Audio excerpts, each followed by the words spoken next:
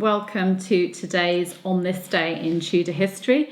I'm Claire Ridgway, I'm founder of the Tudor Society website and also the Anne Boleyn Files, and the author of several Tudor history books, including this one, which has inspired this series of videos, and from which I'm actually going to read today's On This Day in Tudor History event. So, the 3rd of February. I'm going to take you back to 1587 in the reign of Queen Elizabeth I, the last of the Tudor monarchs. On this day in 1587, the Privy Council met in William Cecil, Lord Burghley's chambers at Greenwich and agreed to send Mary Queen of Scots' signed death warrant to Fotheringhay. Burghley appointed the Earls of Shrewsbury and Kent to direct the execution, and the council agreed to keep Elizabeth in the dark until the deed was done.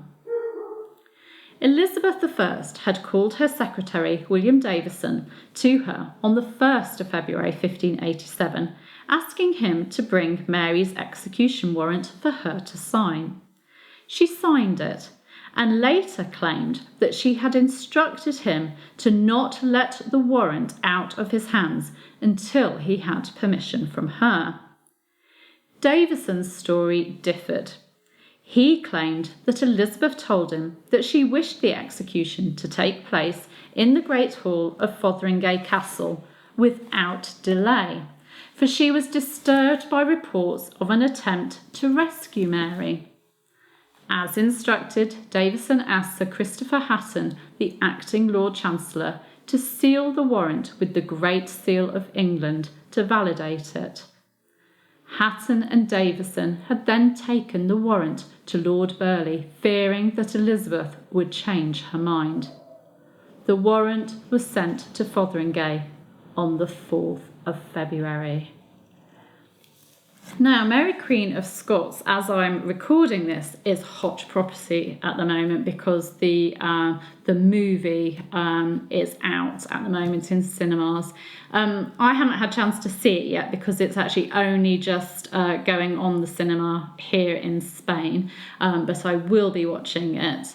And I'd love to hear your opinions because it looks fabulous from the trailers, although I have heard of people getting frustrated by the costume and some of it not being accurate. For example, it has the two queens meeting, whereas they never did in real life.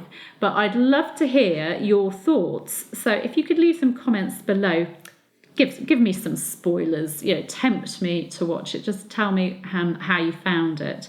I would also, as this is about Mary Queen of Scots and her sort of undoing, I'd recommend to you, I've got a book recommendation, Dr. John Guy's biography of her, Mary Queen of Scots, My Heart is My Own, I think it's called.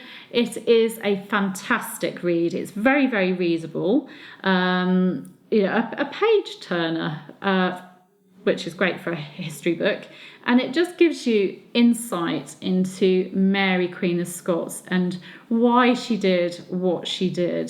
That she has gone down in history as this queen who sort of ruled from her heart and was very different to her nemesis, her relative, Elizabeth I. And it's just a fantastic read. So I would recommend you read that if you're interested in finding out more about her.